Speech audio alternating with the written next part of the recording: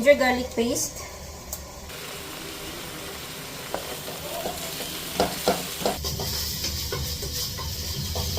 Palagay na natin si paste tomato.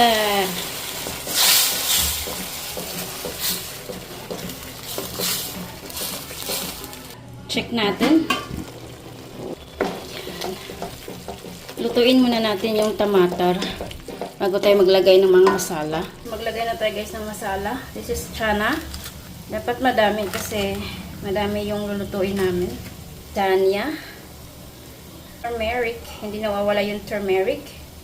And then the red chili. And then namak. Dagdagan natin ng red chili kasi gusto nila yung anghang.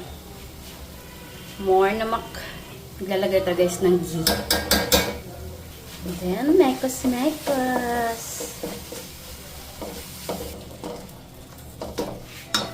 This is the sauce from the boiled chole. Lagyan natin konti. Kasi masyadong dry. So, buhos na natin si black chole.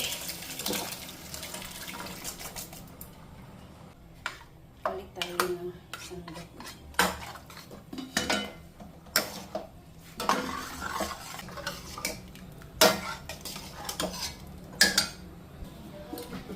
Maglagay tayo na ano, so konti lang, dapat kasi hindi to siya masabaw. Pag black chole, dry yung pagkakaluto.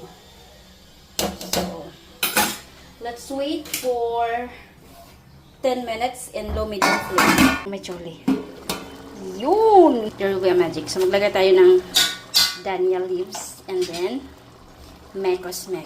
Look, the water will disappear. So this is our food today. Ayan siya guys, o di ba medyo dry na siya. Pero kapag lumamig to, mas lalo siyang magda-dry, kaya tama na to.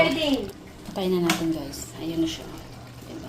Perfect. Ayan, so ito na yung ating pagkain, lunch.